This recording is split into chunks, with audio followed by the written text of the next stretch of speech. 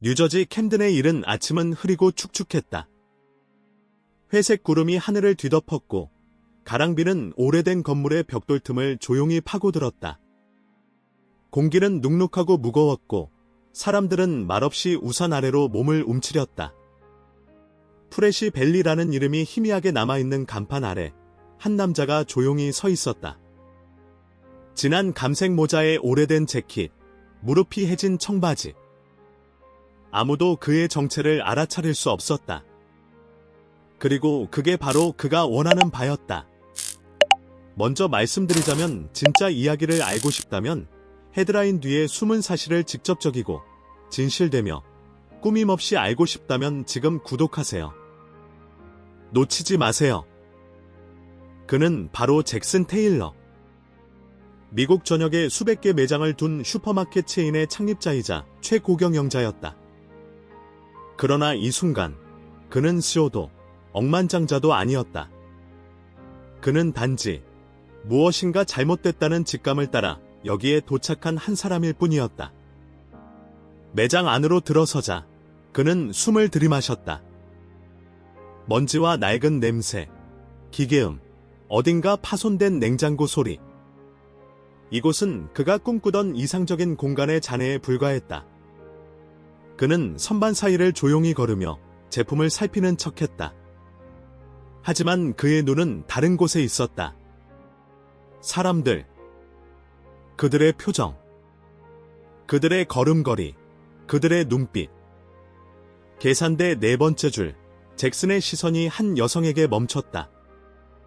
그녀는 20대 초반, 짙은 갈색 머리를 급히 뒤로 묶었고 다크서클이 선명했다.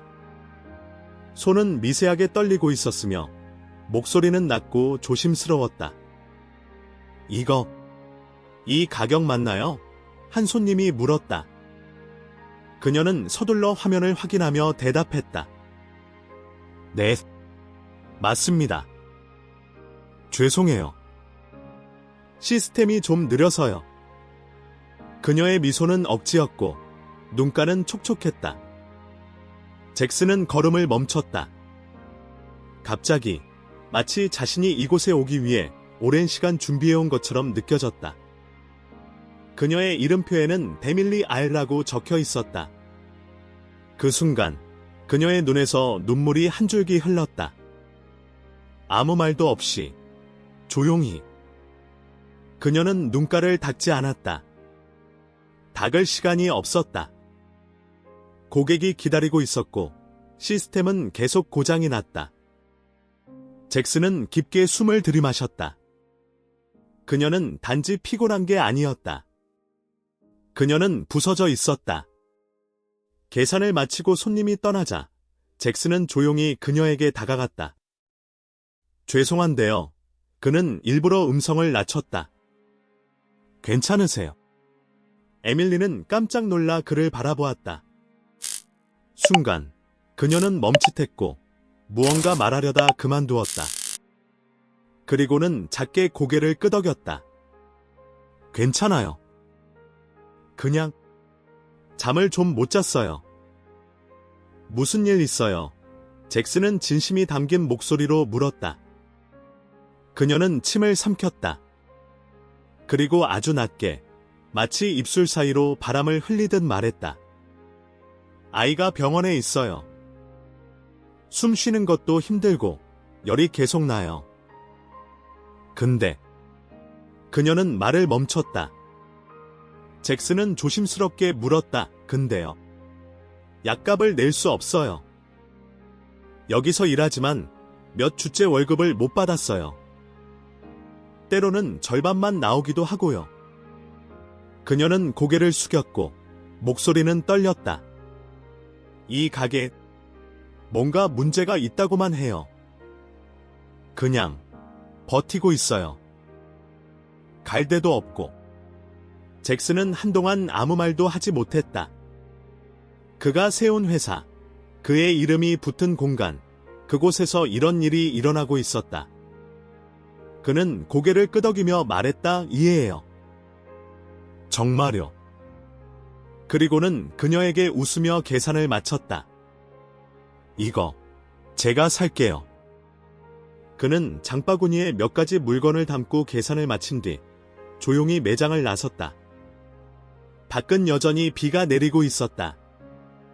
그는 입구 옆 지붕 아래에 서서 매장을 바라보았다.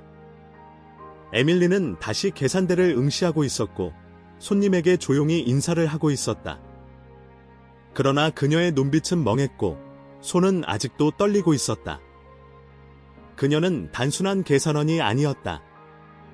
그녀는 이 회사의 심장 한가운데에서 조용히 외치는 목소리였다. 아무도 듣지 않았던. 잭슨은 우산도 없이 빗속에 천천히 걸어나갔다. 뭔가 시작되었다는 것을 느꼈다. 작고 조용하지만 멈출 수 없는 무언가가. 그의 눈앞에 흐릿한 간판이 다시 떠올랐다. 프레시 벨리. 이곳은 단순한 매장이 아니었다. 그것은 이제 그의 책임이었다. 다음 손님 도와드릴게요. 에밀리 로사리오는 희미한 미소를 지으며 목소리를 냈다. 눈꺼풀은 무거웠고 팔은 납처럼 느껴졌다. 머리를 묶은 고무줄은 느슨해져 있었고 목덜미엔 식은땀이 맺혔다. 아침 8시였지만 그녀의 하루는 이미 끝나가는 기분이었다. 이거 1 더하기 1 맞죠? 중년 여성이 토마토 소스를 집어들며 물었다. 에밀리는 바코드를 스캔하며 화면을 확인했다. 네, 맞아요. 2개에 3달러입니다. 손가락이 떨렸다. 손톱은 깎은 지 오래고 손등에는 소독제 자국이 남아 있었다. 그녀는 고개를 들지 않았다. 눈을 마주치면 울음을 터뜨릴 것 같았기 때문이다. 네이선. 그녀의 아들. 3살 병원 침대 위에서 산소 마스크를 쓰고 있는 모습이 자꾸 떠올랐다. 밤새 열이 오르고 숨을 헐떡였고 의사는 폐렴이 심각하다고 말했다. 이번 주 안에 약을 써야 해요. 아니면 산소 포화도가 더 떨어질 겁니다. 그 말이 머릿속에서 반복됐다. 약값은 186달러. 그녀의 통장 잔고는 12달러 40센트. 지불 도와드릴게요. 카드를 받은 손님이 웃으며 말했다. 에밀리는 기계에 카드를 삽입하고 조심스럽게 감사합니다를 속삭였다. 오늘 날씨 꽤 춥네요. 네, 그쵸. 그녀는 자동응답기처럼 반응했다. 그 순간 줄 뒤편에서 누군가의 시선이 느껴졌다. 에밀리는 자연스럽게 고개를 들었다. 남자. 감색 모자, 단순한 재킷, 다소 구겨진 청바지. 무표정했지만 눈빛은 예리했다. 그는 줄이 줄어드는 동안 계속 그녀를 바라보고 있었다. 부담스럽지는 않았지만 이상하리만큼 조용한 시선이었다. 손님이겠지. 그냥 유난히 관찰력이 좋은 사람. 그녀는 스스로를 설득했다. 다음 손님 도와드릴게요. 그가 다가왔다. 바구니엔 물 몇 병, 빵 1개, 통조림 2개가 들어있었다. 안녕하세요. 그가 낮은 목소리로 말했다. 네, 안녕하세요. 에밀리는 미소를 지으며 상품을 스캔했다. B. 세 번째 상품을 스캔하는 손이 멈칫했다. 눈물이 찔끔 뺨을 타고 흘렀다. 에밀리는 재빨리 얼굴을 돌려 셔츠 소매로 닦았다. 죄송해요.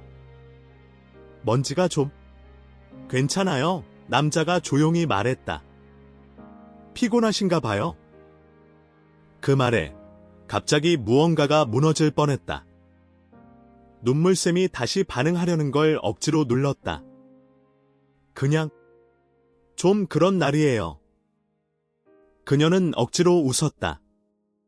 아이가 아프다고 하셨죠? 그는 조심스럽게 물었다. 에밀리는 숨을 멈췄다. 말했나? 내가 그는 여전히 조용히, 천천히 말했다. 제가 전에 왔었어요. 그날도 당신이 울고 있었어요. 그제야 에밀리는 그가 어제 봤던 바로 그 손님이라는 걸 깨달았다. 그날 그녀는 통조림 스캔 중에 울음을 참지 못했었다. 내 아이가 병원에 있어요.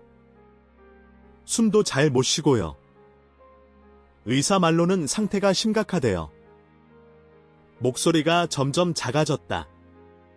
근데 그녀는 입술을 깨물었다.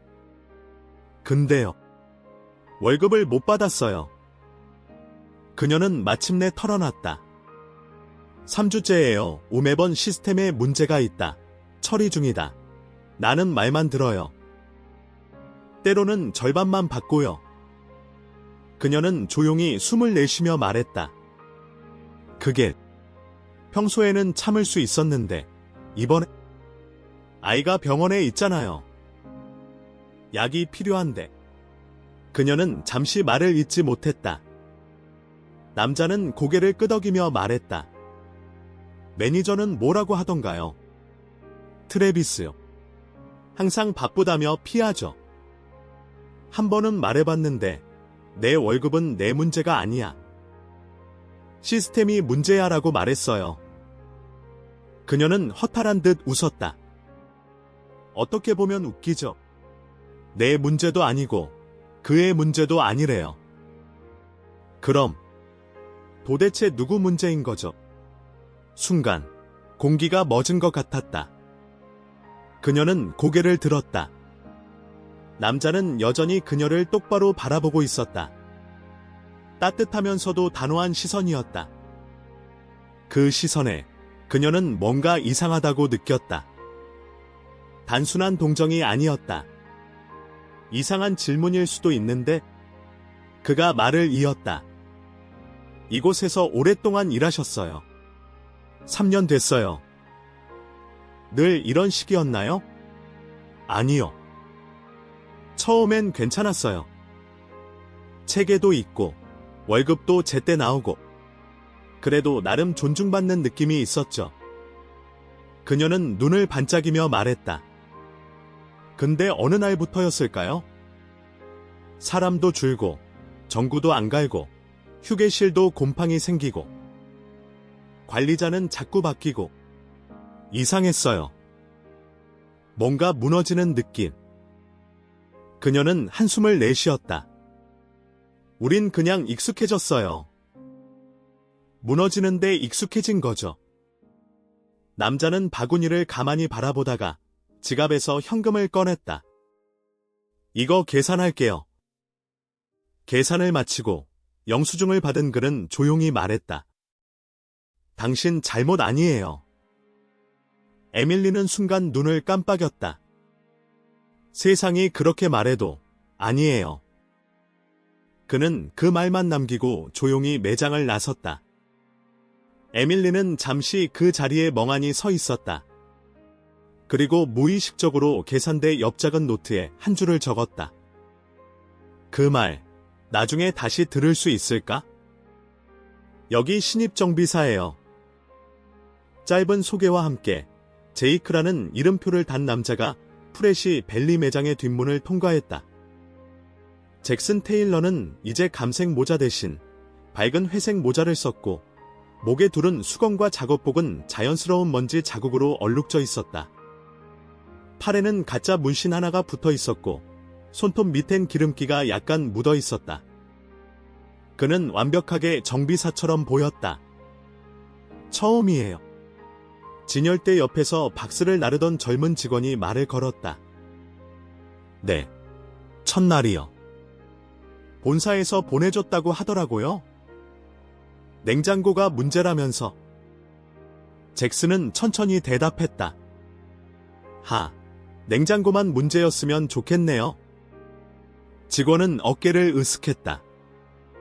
기계도 문제고, 창고도 문제고, 매니저도 문제고. 잭슨은 그 말에 눈썹을 살짝 올렸다. 무슨 일이 있었나요?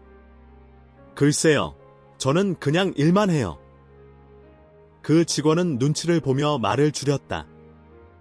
그냥 오래 버틴 사람들이 있어요. 걔네한테 물어보세요. 잭슨은 메모라는 단어가 머릿속을 스쳐 지나갔다. 이미 관찰은 시작되었다. 창고 안은 어둡고 정리되지 않았다. 쓰레기 봉투가 벽을 따라 쌓여 있었고 전등 몇 개는 깜빡거렸다. 그는 천천히 걷다가 작게 부서진 배관 옆에 앉았다. 정비공인 척하며 공구를 꺼냈다. 사실 그는 손에 잡힌 건 거의 처음이었다. 그러나 그는 연기에는 능숙했다. 수년간 이사회에서, 투자자 앞에서, 방송 카메라 앞에서 진짜처럼 말해왔으니까. 이곳에서는 다른 종류의 무대가 필요했다. 에밀리를 다시 마주치기까지 그는 매장의 모든 통로를 걸어다녔다. 직원들의 대화에 귀를 기울이고 고객의 표정을 관찰했다. 정육 코너에 나이든 남성은 절뚝거리며 혼자 박스를 옮겼다. 한 번도 도움을 요청하지 않았고 주변 누구도 도와주지 않았다. 재고 정리 직원은 팔레트를 운반하다 박스 하나를 떨어뜨렸고 순간 온몸이 얼어붙은 듯했다. 죄송합니다. 죄송합니다. 그녀는 반복하며 무릎을 꿇고 박스를 주었다. 누구 하나 뭐라고 하지 않았지만 아무도 도와주지 않았다. 공포의 분위기. 묘한 침묵. 익숙해진 굴욕. 잭슨은 한숨을 삼켰다. 이건 단순한 관리 부족이 아니었다. 이 매장은 병들어 있었다.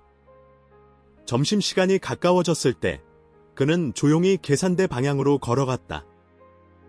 에밀리는 여전히 4번 계산대에 있었다. 눈은 여전히 피곤해 보였지만 더 이상 울지 않았다. 하지만 그것이 긍정적인 변화는 아니었다. 그것은 마비된 걸굴이었다. 헤이, 거기 정비사. 거친 목소리가 뒤에서 들려왔다. 그는 뒤를 돌아보았다. 덩치가 크고 셔츠가 꽉 끼는 남자가 다가오고 있었다. 트래비스. 매니저. 내가 새로 왔다던 제이크냐? 네, 그렇습니다. 좋아. 나한테 보고해야 돼. 누가 시켰는지 몰라도 이건 내 구역이야. 알겠어. 잭슨은 고개를 끄덕였다. 네, 알겠습니다. 트래비스는 가까이 다가오더니 살짝 웃으며 속삭이듯 말했다. 여기선 내 말만 들으면 돼. 그러면 오래 갈 수 있어. 그 웃음은 무서운 종류의 웃음이었다. 권력을 장난처럼 다루는 자들의 웃음. 잭슨은 그를 지나쳐 가면서 귓속으로 뭔가 메모했다. 트래비스 통제, 위협, 자기 영역 주장. 그날 오후 그는 창고에서 에밀리를 마주쳤다. 그녀는 배송된 물건을 정리하고 있었고 땀이 이마를 따라 흘렀다. 그녀가 그를 보자 놀란 표정을 지었다. 그쪽. 어제. 내 이름은 제이크예요. 정비사예요. 새로운 사람. 그는 손을 내밀었다. 그녀는 조심스럽게 악수했다. 에밀리예요. 근데 어제는 손님이었죠. 네, 맞아요. 하지만 그냥 보고 싶었어요. 이곳이 어떻게 돌아가는지. 그녀는 입을 다물었다. 혼란스러워 보였다.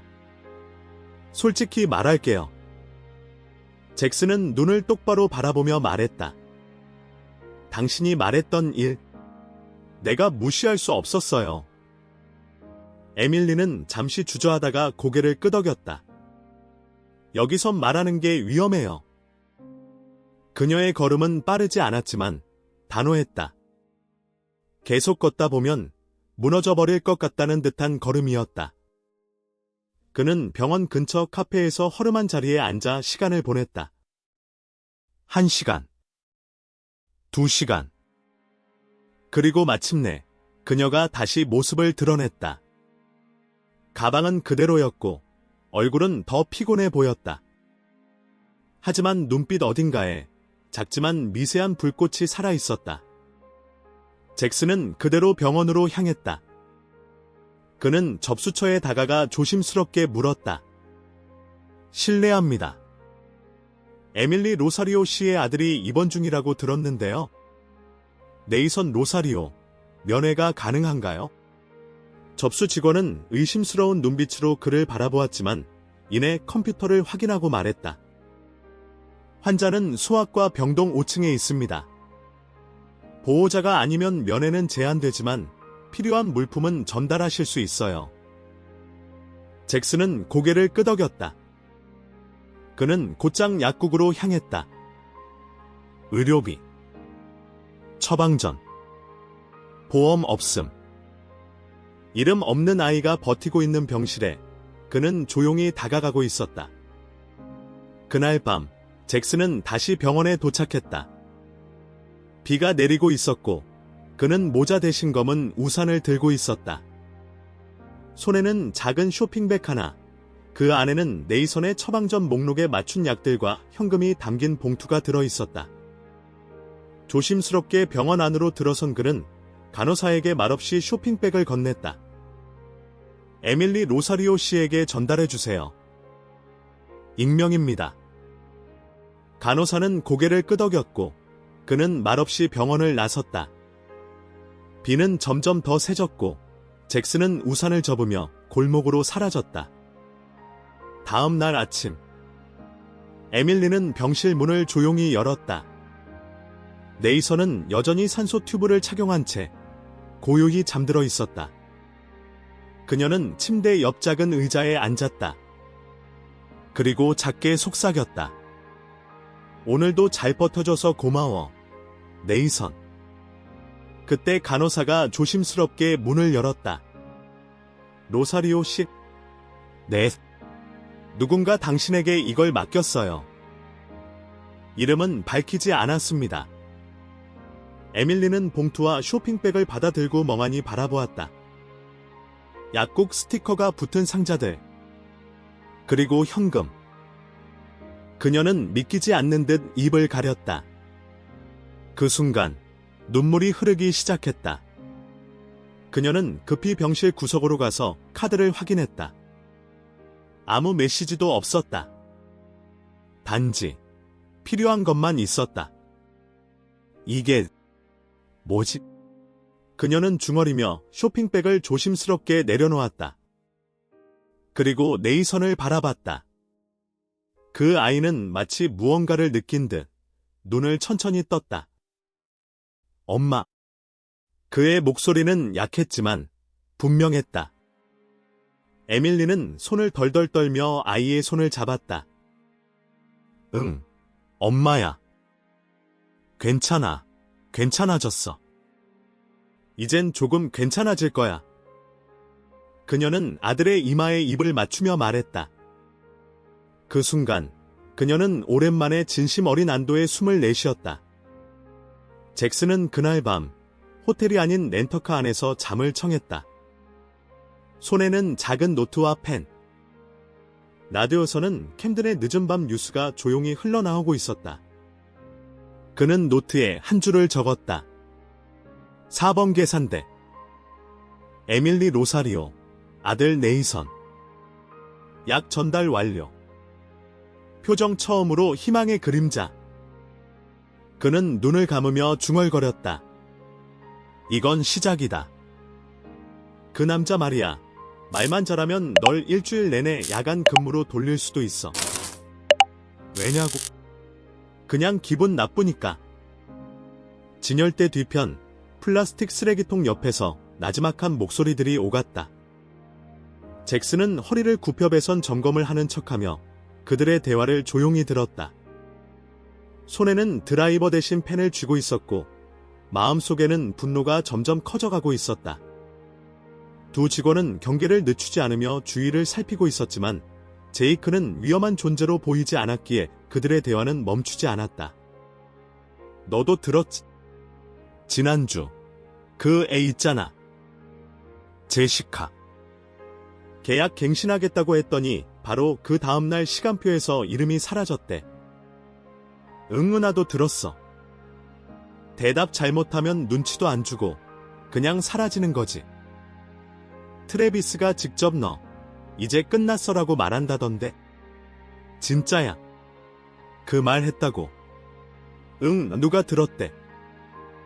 잭슨은 눈을 감았다. 그 말투, 그 방식. 그는 과거 기업 내 비리 사건들에서 봐왔던 바로 그 패턴을 기억했다. 권력이란 이름의 음성. 윗사람들이 듣지 않으면 아래 사람들은 스스로를 지우게 된다. 그는 조용히 작업 도구를 챙기고 창고를 빠져나왔다. 이제 확신이 들었다. 이건 한 사람의 문제만이 아니었다. 매장의 공기 자체가 조작된 공포로 숨쉬고 있었다. 그날 오후, 잭슨은 다시 에밀리 근처로 다가갔다. 그녀는 여전히 사번 계산대에서 무표정한 얼굴로 손님을 응대하고 있었다. 눈빛은 무기력했지만 손끝은 여전히 부드러웠다. 무너지지 않는 그녀만의 방식이었다. 손님이 끊긴 틈을 타 그는 마치 우연한 척 다가가 입을 열었다. 에밀리. 그녀는 고개를 들었고 한순간 그가 누구인지 다시 확인하는 눈빛을 보냈다. 잠깐만, 얘기 좀 할 수 있을까요? 점심시간 끝나기 전에 창고 뒤편으로 와주세요. 단 몇 분만요. 에밀리는 망설이다가 작게 고개를 끄덕였다. 30분 후, 그들은 철제 선반 뒤편에서 다시 마주했다. 아무도 없는 공간. 환풍기는 멈춘 지 오래였고 고요함만 가득했다. 이제는 확신이 생겼어요. 잭슨이 말했다. 당신만 겪는 일이 아니에요. 다른 사람들도 비슷한 이야기를 해요. 트래비스는 매장 전체를 공포로 지배하고 있어요. 에밀리는 눈을 피했다. 손가락을 만지작거리며 한숨을 내쉬었다. 알아요. 다들 말해요. 근데 아무도 나서지 않아요. 그렇죠. 그게 그 사람이 원하는 구조예요. 모두가 침묵하게 만드는 공기. 그녀는 조용히 중얼거렸다. 말하면 사라져요. 다들 알고 있어요. 그래서 잭슨은 천천히 말을 꺼냈다. 우리는 그가 직접 말하게 해야 해요. 그 사람 스스로 자신의 죄를. 그리고 그걸 우리가 가져야 해요. 증거로. 그녀는 눈을 크게 떴다. 녹음하자는 거예요? 네, 그가 말하는 걸 당신이 끌어내는 거예요. 당신은 그와 가장 가까이 있는 사람 중 하나예요. 그는 당신을 얕보죠. 방심할 겁니다. 에밀리는 주저하며 뒤로 한 걸음 물러섰다. 아니요. 전 그런 거 해본 적 없어요. 그리고 만약 들키면 당신 아들 이름은 네이선이죠. 잭슨이 조용히 말했다. 에밀리는 눈을 질끈 감았다. 무슨 뜻이죠? 말한 사람들은 다 잘렸어요. 갑자기 아무 이유 없이 아니면 시간표에서 이름이 사라졌어요. 그럼 아무도 말 안 해요. 속삭이죠. 뒤에서, 계산대 밑에서, 냉장고 옆에서. 서로 눈으로만 말해요. 그녀는 씁쓸하게 웃었다. 여긴 조용한 감옥이에요. 잭슨은 잠시 말이 없었다. 그리고 조용히 말했다. 만약 누군가가 그 감옥 문을 열 수 있다면. 에밀리는 그를 뚫어지게 바라보았다. 당신은 누구예요? 그는 웃으며 고개를 저었다. 지금은 그냥 제이크예요. 하지만 진실은 중요하니까요. 혹시 도와줄 수 있나요? 그녀는 두려움에 찬 눈빛으로 말했다. 만약 들키면요? 안 들키게 하죠. 완벽하게. 그녀는 다시 조용해졌고 손에 쥐고 있던 박스를 내려놓았다. 매니저 사무실, 도청 가능해요. 그녀의 말에 잭슨의 눈이 번뜩였다. 당신, 생각보다 훨씬 더 강하군요. 저는 아이가 있어요. 그 애는 아무것도 모르고 누워 있어요.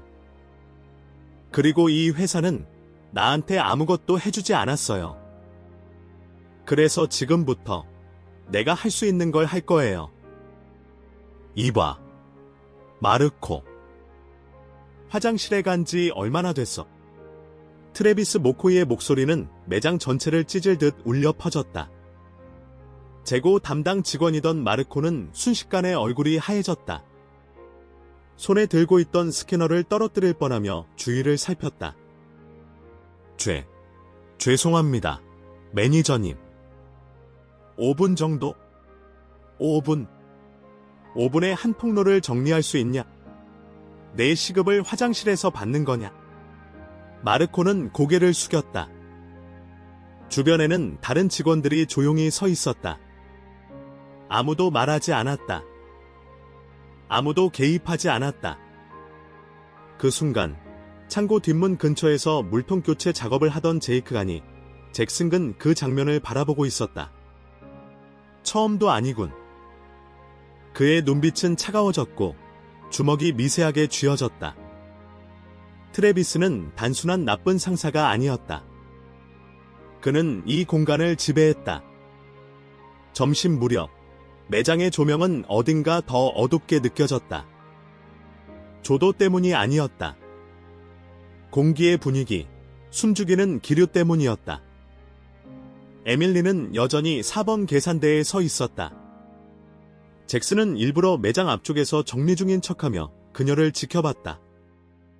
잠시 후 트래비스가 사무실에서 나왔다. 그의 손에 노란색 봉투 하나가 들려 있었다. 그는 천천히 에밀리 쪽으로 걸어갔다. 직원들 사이에서 길을 가르듯 무시무시한 존재감으로 다가갔다. 로사리오. 그녀는 고개를 들었다. 여기 내 돈이다. 트래비스는 봉투를 그녀 쪽으로 던지다시피 건넸다. 에밀리는 얼떨결에 받아냈다. 늦었지만 다행이지. 환율처럼 오르락내리락 하는 거 알아두라고. 그의 말투엔 조롱이 섞여 있었다. 에밀리는 봉투를 열어봤다. 순간 그녀의 표정이 굳었다. 이거 절반도 안 되는데요. 그녀가 조심스럽게 말했다. 트래비스는 어깨를 으쓱이며 말했다. 시스템에 오류 났다더라. 다음에 보충해 줄지도 모르지. 그럼 언제쯤? 그는 그녀의 말을 끊었다. 마음에 안 들면 문은 저기야. 그 순간 매장 전체가 멎은 것처럼 느껴졌다. 고객은 계산을 멈추고 직원들은 손을 멈췄다. 에밀리는 아무 말도 하지 못했다. 그녀의 손은 봉투를 꽉 쥐고 있었고 입술은 미세하게 떨렸다. 잭슨은 가까운 진열대 뒤에서 이 모든 장면을 지켜보고 있었다. 그의 눈에 불이 들어왔다. 이 자식, 이게 진짜였군. 머릿속에서 전략이 돌아갔다. 분노를 행동으로 바꿔야 할 타이밍이 다가오고 있었다. 그날 저녁, 잭슨은 매장 뒤편 쓰레기 더미 옆 벤치에 앉아 있었다. 옷은 작업복 그대로였고 손에는 녹슬기 시작한 공구 하나가 쥐어져 있었다. 그는 주머니에서 작은 노트와 펜을 꺼냈다. 트래비스 모코이 직원들에 대한 모욕적 언행, 급여 착복 의심, 권력 남용 패턴 명화. 잠시 후 에밀리가 조용히 벤치 옆에 앉았다. 그녀는 무거운 표정으로 그를 바라봤다. 봤죠? 다 봤어요. 그게 일상이에요. 누군가 말 걸면 잘려요. 누군가 질문하면 시간표에서 이름이 사라져요. 그녀는 손을 꼭 잡으며 속삭였다. 근데 한편으로 괜찮다고 생각했던 적도 있어요. 그 사람이 나쁜 놈인 건 분명한데 적어도 예측 가능하거든요. 어떤 날엔 우리를 그냥 두기도 하니까. 그녀는 잠시 고개를 떨구었다. 그게 더 무서운 거 아세요? 우리가 이런 상태에 익숙해졌다는 거요? 잭슨은 조용히 고개를 끄덕였다. 익숙함이란 게 고통을 무감각하게 만들죠. 그녀는 천천히 말했다. 그래서 더 이상 무뎌지기 전에 뭔가 해야 할 것 같아요. 전 아이가 있으니까요. 이제 준비됐어요. 잭슨이 물었다. 준비됐어요. 그녀는 눈을 똑바로 들여다보며 대답했다. 다음 날 오전, 트래비스는 사무실 안에서 전화를 받으며 웃고 있었다. 그래. 본사, 웃기지 마. 본사 애들은 우리가 존재하는지도 몰라. 그냥 숫자만 보면 만족하겠지. 그때 노크 소리. 들어와. 문이 열리고 에밀리가 들어왔다. 트래비스는 그녀를 보며 고개를 살짝 기울였다. 로사리오. 뭐지? 또 불만이야? 아뇨. 그냥. 그녀는 조심스럽게 봉투를 꺼냈다. 이번에도 밥만 주셨길래요. 저도 이제 좀 알아야 할 것 같아서요. 트래비스는 웃으며 의자에 몸을 기대었다. 그래. 이제야 눈을 떴구만. 그는 다리를 꼬고 팔을 넓게 벌리며 말했다. 여기 돌아가는 방식이야. 나도 내 몫을 챙겨야지. 그게 바로 생존이야, 로사리오. 그 순간 에밀리의 손안에 있던 작은 녹음기가 작동 중이었다. 그녀는 눈을 마주치지 않은 채 말했다. 그리고 그 목, 어떻게 나눠지는지도 알아야겠어요? 트래비스는 살짝 눈을 가늘게 떴다. 넌 내가 너한테 기회를 준 거 알아야 돼. 난 널 문 밖으로 내쫓을 수도 있었어. 그는 목소리를 낮췄다. 근데 조심해. 만약 누군가에게 말하면 누가 내 말을 믿을까? 나팅게 계산원. 아픈 아이 하나 데리고 있는 사람. 에밀리는 고개를 떨구었다. 그리고 그 순간 문이 벌컥 열렸다. 충분해. 제이크가 아니라 잭슨 테일러가 그 문 안으로 들어섰다. 모자도 수건도 벗은 채 진짜 얼굴이었다. 트래비스는 당황해 눈을 휘둥그렇게 떴다. 당신. 그 집. 맞아, 잭슨이 천천히 말했다. 그리고 이제 넌 끝났어. 잭슨은 어둠이 내린 캠든 거리를 조용히 따라가고 있었다. 매장에서 에밀리가 퇴근한 지 10분쯤 되었을 무렵. 그녀는 평소처럼 누군가를 기다리는 것도 없이 버스 정류장까지 빠르게 걸었다. 그녀의 어깨는 구부정했고 가방끈을 꽉 쥔 손에는 피곤과 긴장이 스며 있었다. 잭슨은 일정 거리를 두고 그녀의 그림자 뒤를 따라갔다. 그의 마음은 복잡했다. 그녀를 감시하려는 것이 아니라 이해하고 싶었다. 그녀의 현실을 직접 보고 싶었다. 그녀가 왜 그렇게 버티는지 그 이유를 눈으로 확인하고 싶었다. 두 번의 환승 후 에밀리는 오래된 병원 앞에 도착했다. 캠든 시립의료센터라는 퇴색된 간판 아래 그녀는 익숙한 듯 문을 밀고 들어갔다. 잭슨은 길 건너편에서 병원의 입구를 바라보며 섰다. 그 아이는 지금 병원에 있어요. 그런데 당신은 이곳에서 그 아이의 생명을 지키기 위해 일하고 있어요. 그런데도 누군가는 그조차 빼앗으려고 하고 있죠. 우리는 그냥 계속 당할 수는 없어요. 그녀는 입술을 깨물며 고개를 숙였다. 그리고 아주 작게, 거의 들리지 않을 정도로 말했다. 어떻게 하면 되죠? 잭슨은 손에 쥐고 있던 펜을 그녀에게 건넸다. 그것은 작은 녹음기였다. 진짜 펜처럼 생겼지만 내부에는 고성능 마이크와 저장 장치가 들어있었다. 이걸 셔츠에 꽂고 그와 자연스럽게 대화하세요. 화를 내지 말고 따지지도 말고 그냥 함께 나누자고 하세요. 당신도 이제 그 방식을 받아들이겠다는 듯이요. 에밀리는 펜을 바라보았다. 그녀의 손은 떨리고 있었다. 만약 실패하면요. 그럼 제가 들어가서 당신을 지켜줄 겁니다. 그녀는 잭슨을 바라보았다. 이번엔 긴 시간 동안 그의 눈 속에서 자신이 본 것은 동정도 아니고 연민도 아니었다. 확신. 그게 있었다. 그녀는 천천히 고개를 끄덕였다. 내가 왜 이걸 하는지 알고 있어요. 나 자신을 위해서가 아니에요. 다른 사람들을 위해서요. 잭슨은 작게 웃으며 대답했다. 그래서 당신이 유일하게 할 수 있는 사람이에요. 다음 날은 목요일. 에밀리는 트래비스 사무실 문 앞에서 주먹을 꽉 쥔 채 섰다. 셔츠 앞주머니에 꽂힌 펜은 가볍지만 그 무게는 너무도 무거웠다. 그녀는 심호흡을 하고 노크했다. 들어오세요.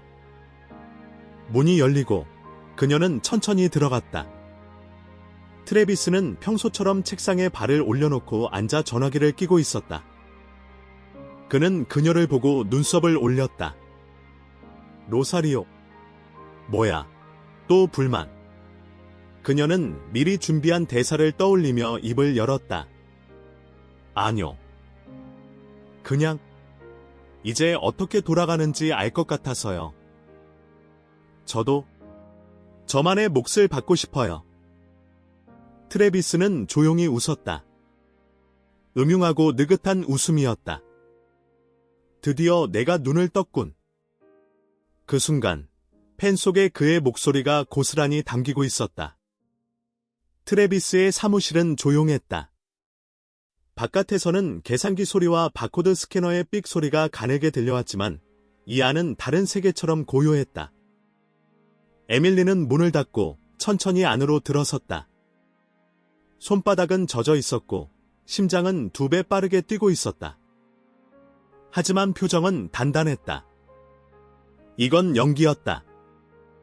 두려움을 감춘 배우의 무대. 트래비스는 책상 너머에서 그녀를 바라보며 시익 웃었다. 그래서 로사리오, 내가 뭘 원한다는 거지? 에밀리는 주머니에 손을 넣어 녹음기가 숨겨진 펜을 조심스럽게 만졌다. 미세한 진동이 느껴졌다. 작동 중이다. 저도 이제 좀 챙겨야 할 것 같아서요. 저도 꽤 오래 일했고 시스템이 어떻게 돌아가는지도 알 것 같아요.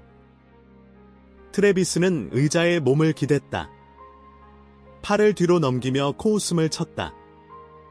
이야, 내가 말했잖아. 결국 다들 똑같아진다고. 처음엔 순진하게 굴다가 나중엔 다 내 몫은 기라고 묻지. 그는 책상 서랍을 열어 무언가를 꺼냈다. 갈색 파일이었다. 여기 봐봐. 출근 기록, 배송 일지, 반품 내역. 이게 다야? 이걸로 본사 보고 다 끝나. 누가 봐도 완벽하지. 숫자만 맞으면 아무도 뭘 몰라. 에밀리는 조심스럽게 자리에 앉았다. 목소리는 침착하려 애썼다. 그리고 그게 다 어디로 가는 거예요? 그 여분의 부분들은? 트래비스는 갑자기 웃음을 터뜨렸다. 너 진짜 궁금하냐? 진심으로. 그는 고개를 끄덕이며 말했다. 내 통장으로 가지. 그리고 가끔은 현금으로 여기 캐비닛에 넣기도 하지. 주말엔 애틀랜틱 시티 가서 좀 풀고. 삶의 질이라는 게 있잖아. 그는 손가락으로 책상 표면을 톡톡 두드렸다. 그리고 가끔은 누군가한테 던져주지. 마치 오늘처럼 말이야. 너한테. 에밀리는 미세하게 눈썹을 찌푸렸다. 그러니까 제가 받은 반쪽짜리 월급도 다 계획된 거였어요. 물론이지. 컨트롤이 중요하거든. 전액을 주면 내가 나를 잊겠지. 하지만 반만 주면 넌 불안해지고 그 불안이 날 찾게 만들어. 그게 지배야. 에밀리는 속에서 무언가가 끓어오르는 걸 느꼈다. 그러나 입술을 깨물며 그 감정을 꾹 눌렀다. 그럼 앞으로는 어떻게 되는 거죠? 저도 무언가를 해야 하는 건가요? 트래비스는 몸을 앞으로 기울였다. 목소리는 낮아졌고 말투는 뱀처럼 미끄러웠다.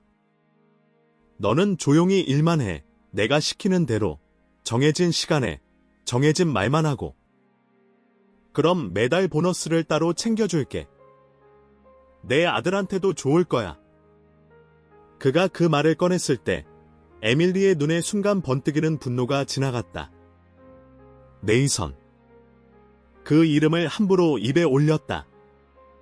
하지만 그녀는 참고 있었다. 끝까지. 고마워요.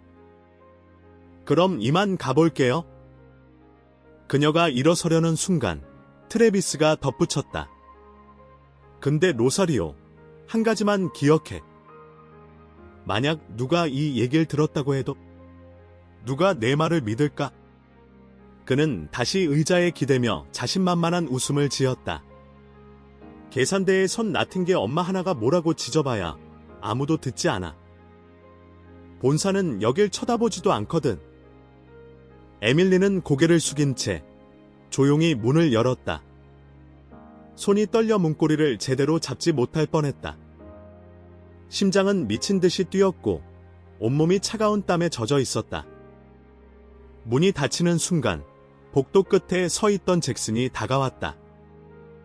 잘했어요. 그의 목소리는 낮고 빠르게 떨렸다. 에밀리는 펜을 꺼내 그의 손에 쥐어주었다. 모두 담겼어요. 전부 다. 잭슨은 손을 꼭 쥐며 고개를 끄덕였다. 이제 끝났어요. 그는 아직 몰라요. 곧 알게 될 겁니다. 에밀리는 잠시 잭슨을 바라보다가 벽에 기대어 숨을 몰아쉬었다. 진짜 무서웠어요. 하지만 이겨냈어요. 내가 한 거죠. 당신이 해냈어요. 에밀리. 당신 혼자가 아니었지만 이건 당신의 용기였어요. 그녀는 잠시 웃었다. 눈물과 함께 긴장을 뚫고 나오는 진짜 미소였다. 그리고 그 순간 그녀는 처음으로 마음속 깊이 느꼈다. 이 싸움은 단지 그녀의 것이 아니었다. 이 싸움은 모두의 것이었다. 그리고 시작은 그녀였다. 트래비스는 평소와 다름없이 책상에 앉아 스마트폰으로 영상을 보며 웃고 있었다. 사무실 문은 살짝 열려 있었고 에밀리가 떠난 직후의 여유가 얼굴에 가득했다. 문이 다시 열렸다. 로사리오, 뭐 또 까먹은 거 있어? 그는 화면에서 눈도 떼지 않은 채 물었다. 대답은 없었다. 고개를 들자 그는 낯익은 얼굴을 보았다. 단정한 재킷, 더 이상 위장할 필요 없는 당당한 눈빛.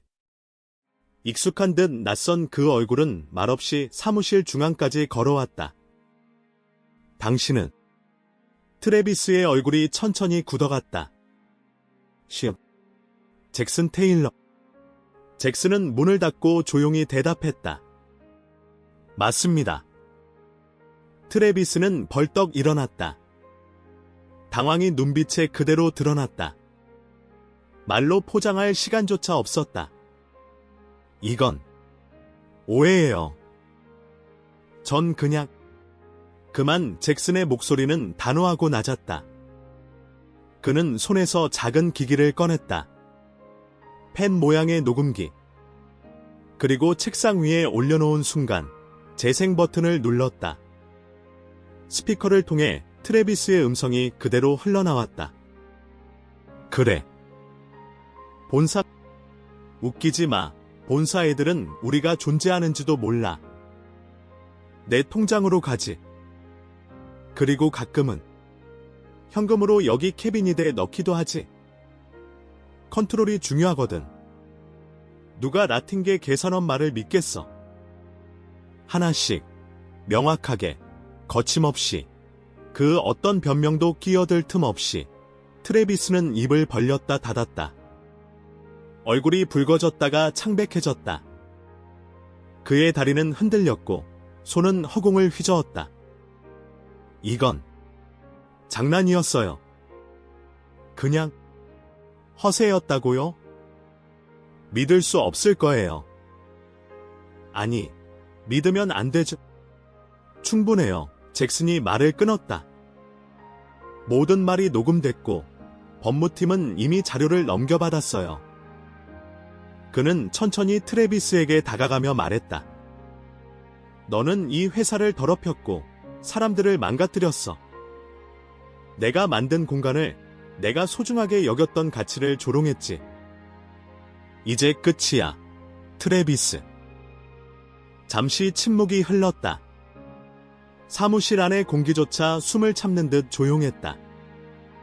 잭슨은 문을 열었다. 밖에는 이미 몇 명의 직원들이 모여 있었다. 그들 중엔 에밀리도 있었다. 모두들 이상한 기운을 느끼고 복도 끝에 모여들고 있었다. 모두 안으로 들어오세요, 잭슨이 말했다. 직원들이 망설이며 발걸음을 옮겼다. 정육 코너에 놓인 재고 담당 마르코, 청소 담당 미셸, 그리고 조용히 서 있던 에밀리까지. 그들은 사무실 문 앞에 줄지어 섰다. 트래비스는 마지막 희망처럼 외쳤다. 얘들아, 이건 오해야. 우린 팀이었잖아. 난 항상 여러분을... 조용히 해, 잭슨이 다시 말했다. 그는 직원들을 바라보며 한 걸음 나섰다. 여러분, 제 이름은 잭슨 테일러입니다. 프레시 밸리의 창립자이자 CEO입니다. 이 매장에서 일어난 모든 일들을 보지 못한 건 제 책임입니다. 그리고 그 무관심이 오늘의 결과를 만들었습니다. 모두가 침묵했다. 여러분 중 많은 분들이 부당한 대우를 받았습니다. 월급이 밀리고 휴게 시간이 사라지고 말도 안 되는 위협과 조롱을 들으면서도 참고 일하셨습니다. 그는 잠시 시선을 떨구었다가 다시 들었다. 이제 그 모든 걸 멈추게 할 겁니다. 그의 손이 트래비스를 가리켰다. 이 사람은 즉시 해고됩니다. 그리고 법적 책임을 지게 될 겁니다. 오늘부로 그는 더 이상 이곳과 아무런 관련이 없습니다. 트래비스는 아무 말도 하지 못한 채 경비의 안내를 받으며 사무실을 떠났다. 눈빛은 허공을 헤맸고 입은 무언가를 중얼거렸지만 아무도 듣지 않았다. 그 문이 닫히자 사무실 안은 다시 고요해졌다. 우리는 변화를 시작할 겁니다, 잭슨이 말했다. 그리고 그 변화는 오늘, 여기, 이 매장에서부터 시작됩니다. 직원들의 눈빛이 하나둘씩 그를 향해 들기 시작했다. 처음엔 의심이었고, 그 다음엔 놀라움, 그리고 마지막엔 조심스러운 희망. 에밀리는 그 가운데에 서 있었다. 아무 말도 하지 않았지만 그녀의 눈에는 처음으로 그 어떤 날보다도 자신감이 떠올라 있었다. 프레시 밸리 캠든 지점의 휴게실은 평소와 달리 조용했다. 오전 10시. 직원 모두가 호출되었고 누구도 이유를 알지 못했다. 마르코는 동료의 어깨를 툭 치며 속삭였다. 해고되는 건가? 매장 문 닫는 거 아냐? 누군가는 침묵했고 누군가는 불안하게 발을 떨었다. 휴게실 벽에 기대어 있던 에밀리는 고개를 숙인 채 펜을 만지작거렸다.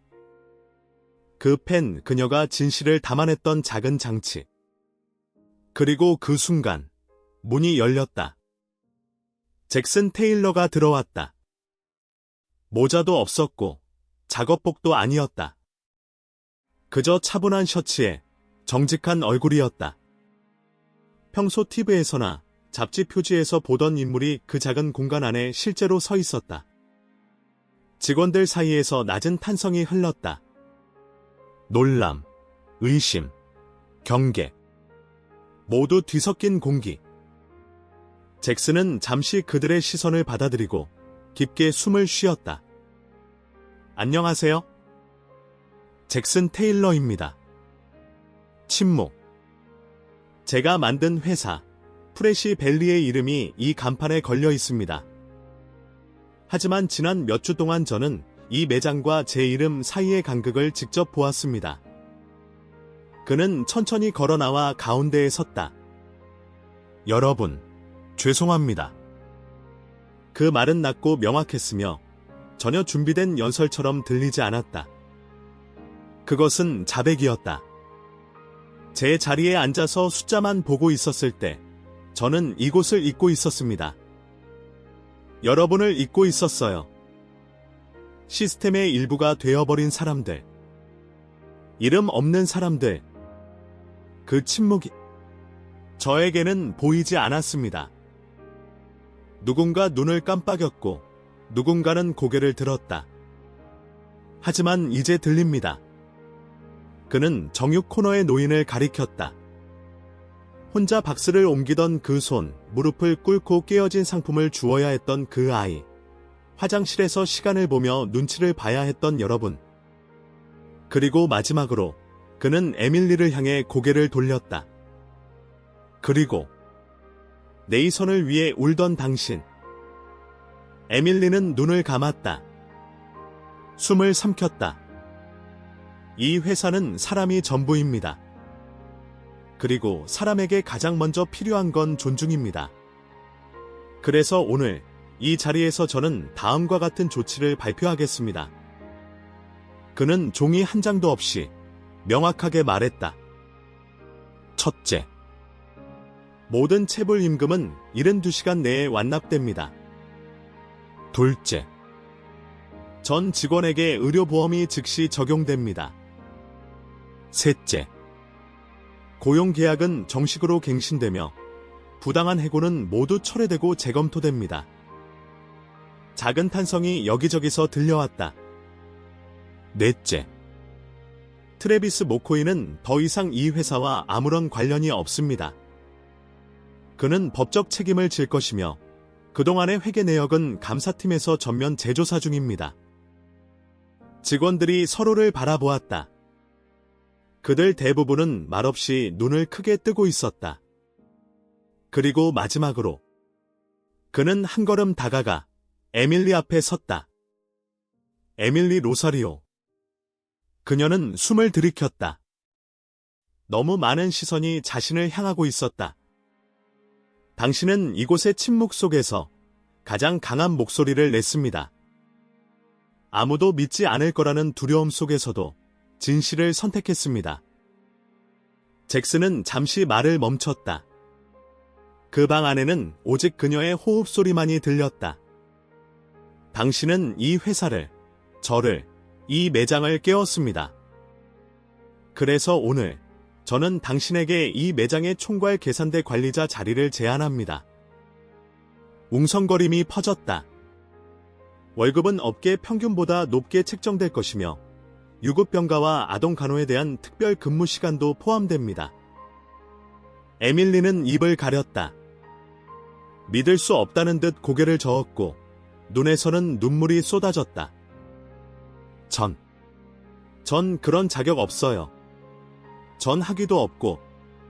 하지만 정직, 용기, 그리고 연민은 학위로 배울 수 없습니다. 당신은 이미 최고의 자격을 갖췄습니다. 그녀는 그 자리에 무너지듯 주저앉았다. 동료들이 달려와 그녀를 끌어안았다. 눈물, 웃음, 박수가 섞인 순간이었다. 정육 코너의 노인은 천천히 박수를 쳤고 마르코가 따라 박수를 치기 시작했다. 이내 모든 직원이 손을 마주쳤다. 처음엔 어색했지만 점점 힘이 실렸다. 진심에서 나온 박수였다. 잭슨은 손을 들어 조용히 만들었다.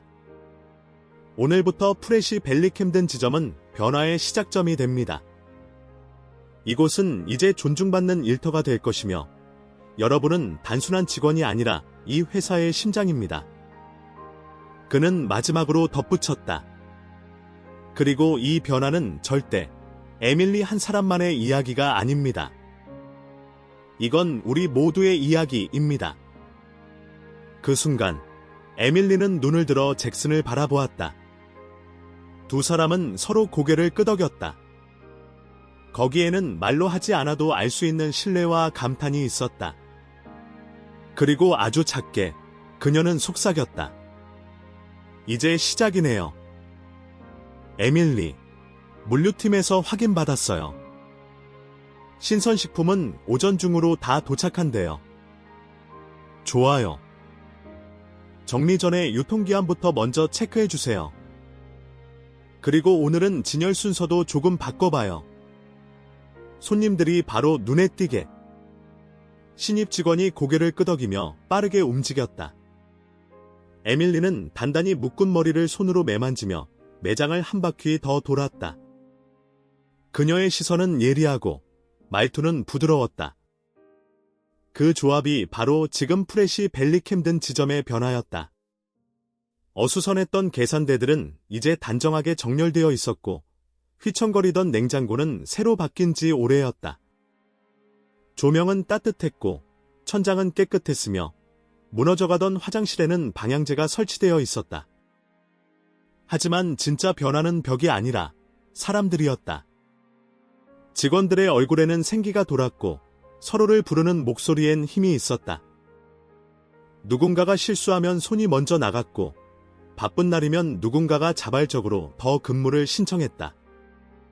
고객들도 돌아오기 시작했다. 한때 횡했던 매장은 점점 붐볐고 장바구니엔 다시 채소와 과일이 담겼다. 한 노부부는 여긴 이제 예전보다 더 좋다고 말하며 매주 장을 보기 시작했다. 그리고 그 중심에 에밀리 로사리오가 있었다. 그녀는 이제 총괄 계산대 관리자였다. 이름표에는 이제 에멀리 알 슈퍼바이저라고 적혀 있었고 그 아래엔 작은 하트 스티커 하나가 붙어 있었다. 네이선이 손수 만들어준 것이었다. 매장 한가운데서 그녀는 더 이상 고개를 숙이지 않았다. 그 자리는 그녀가 오랫동안 숨죽이며 바라봤던 자리였고 지금은 그 자리에서 다른 이들을 바라보는 사람이 되었다. 하루가 끝나고 그녀는 자정 무렵 병실을 찾았다. 네이선은 이미 잠들어 있었지만 이제는 산소 튜브 없이 숨을 쉬고 있었다. 그의 얼굴은 평화로웠다. 에밀리는 조용히 의자에 앉아 그의 손을 잡았다. 그리고 오래된 수첩을 꺼내 그날의 기록을 적었다. 오늘 마르코가 처음으로 웃었다. 미셸은 점심시간에 자발적으로 빵을 나눠줬고 신입은 계산대를 넘지 않고 인사하는 법을 배웠다. 나는 아직도 매일 떨리지만 그래도 나아가고 있다. 그녀는 펜을 놓고 네이선의 손을 살며시 쓰다듬었다. 네가 잘 자고 있어서 엄마는 오늘도 괜찮았어. 다음 주 지역신문에서 기자가 다녀갔다. 작은 기사였지만 제목은 인상 깊었다. 계산대에서 시작된 변화 프레시 밸리 캠든의 재탄생. 기사에는 에밀리의 이름은 나오지 않았지만 매장을 방문한 기자는 한 가지 문장을 남겼다. 어디를 둘러봐도 특별한 장식은 없었다. 하지만 사람들의 눈빛 속에 무엇보다 값진 희망이 자리 잡고 있었다. 그 문장을 읽으며 에밀리는 웃었다. 누구보다 그 말이 무엇을 의미하는지 알고 있었기에. 어느 날 오후 잭슨 테일러가 조용히 매장을 찾았다. 이번에는 혼자였고 아무도 몰랐다. 그는 직원처럼 평범한 복장으로 계산대 앞을 지나 생수 한 병을 집었다. 4번 계산대에는 한 신입이 서 있었다. 긴장한 표정으로 키보드를 누르던 그녀는 잭슨을 보며 멋쩍게 웃었다. 처음 일하는 날이에요. 아직 계산이 느려요. 잭슨은 미소 지으며 말했다. 처음이란 건 누구에게나 있죠. 중요한 건 당신이 그 자리에 있다는 거예요. 그가 계산을 마치고 돌아서려 할 때 에밀리가 매장 끝 통로에서 걸어왔다. 그녀는 신입에게 다가가 조용히 말했다. 괜찮아요. 저도 여기에 있었어요. 4번 계산대. 저 자리. 처음엔 모든 게 무서웠어요. 손이 떨리고 실수하고 누구한테도 티 안 내려고 했었죠. 신입은 놀란 눈으로 그녀를 바라봤다. 근데 기억해요. 당신은 혼자가 아니에요. 그리고 당신은 당신이 믿는 것보다 훨씬 더 강한 사람이에요. 신입은 고개를 끄덕였다. 눈물이 맺힌 채? 조금 떨어진 곳에서 잭슨은 그 장면을 바라보고 있었다. 그는 말없이 고개를 숙였다. 그녀는 단지 회사를 바꾼 것이 아니라 사람을 바꿨다. 그리고 그것은 매뉴얼이나 정책이 아닌 진심으로부터 나온 영향력이었다. 몇 주 후, 프레시 밸리 본사에서 연락이 왔다. 에밀리 로사리오를 인터뷰하고 싶다는 요청이었다. 직장 내 인권과 회복 탄력성을 주제로 한 인터널 포럼에서 그녀의 이야기를 듣고 싶다고. 그녀는 한참을 고민했다. 무대 위에서 말하는 건 상상도 해본 적 없었기에. 하지만 그날 밤, 네이선이 손에 색연필로 그린 그림을 보여주었다. 이거 봐. 엄마. 여기 이 사람은 엄마고, 여긴 사람들이야. 엄마가 다 도와주는 중이야. 그림 속 그녀는 계산대를 넘어 손을 뻗고 있었다. 배경은 무채색이지만 그녀만은 선명하게 색칠되어 있었다. 왜 엄마만 색칠했어? 엄마는 빛이니까. 그녀는 대답하지 못했다. 단지 아이를 꼭 안았다. 에밀리는 변화를 만든 사람이 아니다. 변화를 살아낸 사람이었다. 그녀는 끝까지 떠나지 않았고 끝까지 무너지지 않았다. 침묵을 뚫고 목소리를 냈고 그 목소리는 다른 이들의 입이 되었다. 프레시 밸리 캠든 지점의 계산대 뒤에는 더 이상 눈물이 흐르지 않았다. 대신 손에는 자부심이 쥐어져 있었고 하루의 끝엔 웃음이 남았다. 그리고 그 중심에는 한때 누구도 보지 않던 단 한 사람이 있었다. 에밀리 로사리오. 그녀는 바꾸지 않으려 애쓴 것이 아니라 그저 사람답게 살고 싶었을 뿐이다. 전화벨이 울렸을 때 에밀리는 아직 잠옷 차림이었다. 네이선은 바닥에 앉아 퍼즐을 맞추고 있었고 커피는 끓는 중이었다.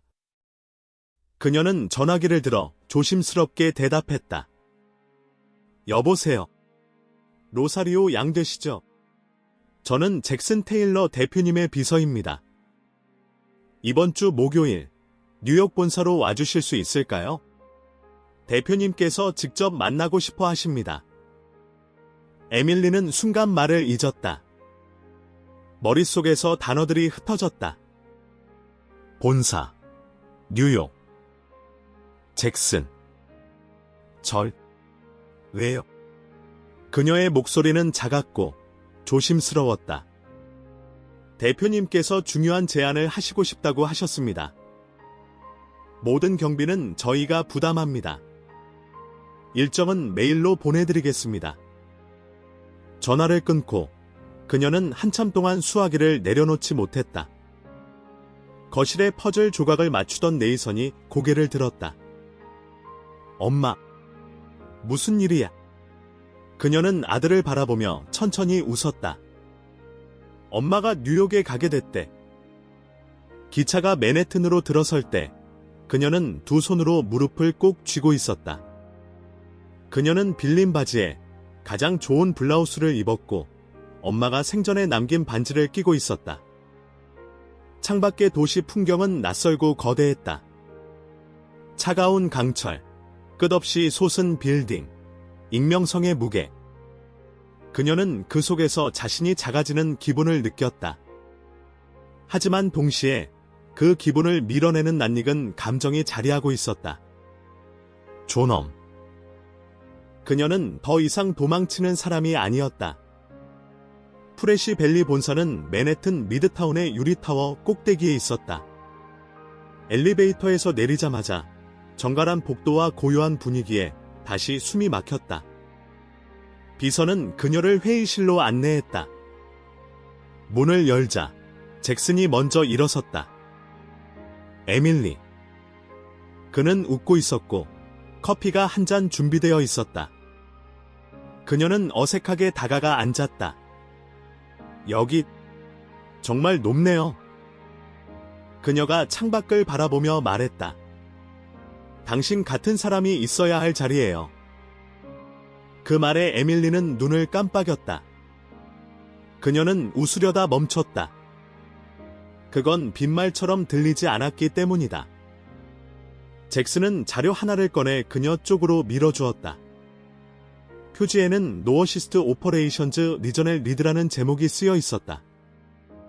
저는 당신에게 이 자리를 제안하고 싶습니다.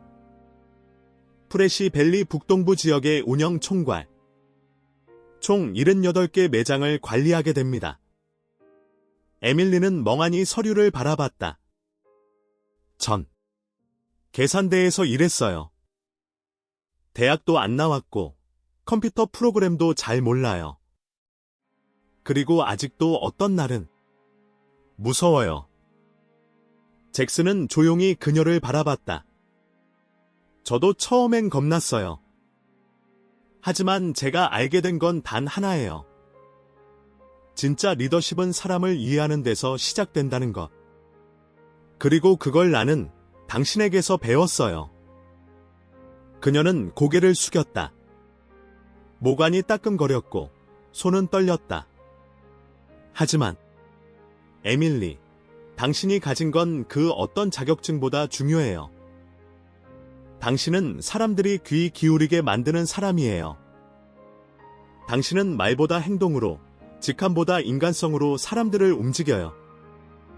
그 말은 그녀의 가슴에 깊이 들어왔다. 그는 계속해서 말했다. 이 자리는 단지 회사의 전략을 조정하는 역할이 아니에요. 문화 자체를 바꾸는 일입니다. 각 매장에 새로운 기준을 심고 리더를 키우는 역할이죠. 당신처럼. 에밀리는 조용히 숨을 들이켰다. 그리고 천천히 고개를 들었다. 조건은요. 연봉은 충분히 경쟁력 있게 책정되어 있고 회사 차량과 주거 지원도 함께 제공됩니다. 무엇보다 네이선에겐 프레시 밸리 장학재단에서 전액 장학금이 지원됩니다. 그녀는 무너질 뻔했다. 하지만 이번엔 눈물이 아닌 결심이 그 자리를 지켰다.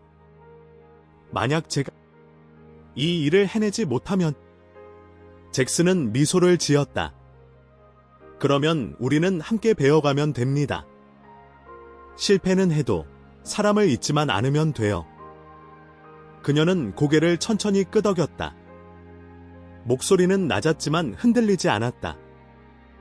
좋아요. 저 하겠습니다. 그날 오후 그녀는 건물을 나서며 하늘을 올려다보았다. 고층 빌딩들이 여전히 위협처럼 솟아 있었지만 이제는 그렇게 느껴지지 않았다. 그녀는 새롭게 마련된 회의 일정표를 손에 들고 있었다. 캠든에서 시작된 이름 하나가 이제는 북동부 전체에 울려 퍼질 준비를 하고 있었다. 에밀리 로사리오, 프레시 밸리 북동부 운영 책임자. 그녀는 여전히 한 손엔 네이선의 그림을 들고 있었다. 엄마는 빛이에요. 그 말이 마음 깊이 남아 있었다. 보스턴의 금요일 오후, 사무실에서 계약서를 정리하던 에밀리는 테이블 위에 놓인 특별한 초대장을 집어들었다. 은빛 봉투 위에 손글씨로 적혀 있었다. 캠든 매장이 새롭게 문을 엽니다. 그곳에서 당신이 심은 씨앗을 함께 보러 오시겠습니까? 그녀는 잠시 멈춰 읽고 눈을 감았다. 캠든. 그 이름만으로도 수많은 장면이 떠올랐다. 텅 빈 선반, 깜빡이던 조명, 차가운 바닥, 그리고 네이선의 사진을 품고 숨죽이던 밤들. 그 주 토요일, 그녀는 일찍 도착했다. 매장은 이전과는 전혀 다른 모습이었다. 입구에는 싱싱한 꽃들이 진열되어 있었고 자동문은 매끄럽게 열렸으며 고객을 맞이하는 음악이 조용히 흐르고 있었다. 정문 벽면에는 새로운 벽화가 그려져 있었다. 다양한 인종과 세대의 사람들이 함께 웃고 있는 그림 아래 다음 문구가 적혀 있었다. 모든 사람이 소중하고 모든 이야기가 가치 있다. 그녀는 조용히 입구를 통과했다. 매장 안은 북적였지만 혼란은 없었다. 직원들은 자연스럽게 움직였고 고객들과 눈을 마주치며 인사를 건넸다. 얼마 지나지 않아 직원 몇 명이 그녀를 알아봤다. 에밀리. 오셨군요. 한 재고 담당 직원이 다가와 그녀를 껴안았다. 그는 예전 트래비스에게 혼났던 그 청년이었다. 지금은 로지스틱 팀을 이끄는 리더가 되어 있었다. 당신이 없었으면 여긴 이렇게 안 됐을 거예요. 그녀는 고개를 저으며 웃었다. 난 시작했을 뿐이에요. 여러분이 키운 거죠. 그녀는 매장을 둘러보다가 결국 발길을 멈췄다. 4번 계산대. 모든 것이 시작된 곳. 그녀가 가장 낮게 고개를 숙였던 자리이자 처음으로 고개를 들었던 자리. 그곳에는 이제 갈색 머리를 하나로 묶은 20살도 안 되어 보이는 신입 직원이 서 있었다. 그녀는 진열대 위 키보드를 두드리며 초조한 표정을 감추려 애쓰고 있었다. 에밀리는 조용히 다가갔다. 소녀는 그녀를 보며 인사를 건넸다. 어서 오세요. 계산 도와드릴게요. 목소리가 떨렸다. 손도 마찬가지였다. 에밀리는 그녀의 앞에 물 한 병을 올려놓고 미소 지으며 말했다. 처음이죠. 소녀는 놀라 눈을 크게 떴다. 네. 오늘 첫날이에요. 솔직히 너무 떨려요. 키보드 누르는 것도 헷갈리고 다들 바빠 보여서 물어보기도 어렵고. 에밀리는 고개를 끄덕였다. 저도 여기 있었어요. 바로 이 자리에서요. 처음엔 모든 게 낯설고 모든 실수가 나를 무너뜨릴 것만 같았어요. 소녀는 천천히 숨을 쉬었다. 정말이세요? 정말이에요. 그리고 중요한 건 지금 이 자리에 있다는 거예요. 에밀리는 계산이 끝나자 손에 쥐고 있던 작은 노트를 그녀에게 건넸다. 첫 장에 짧은 문구가 적혀 있었다. 당신은 당신이 믿는 것보다 훨씬 강하고 당신은 혼자가 아닙니다.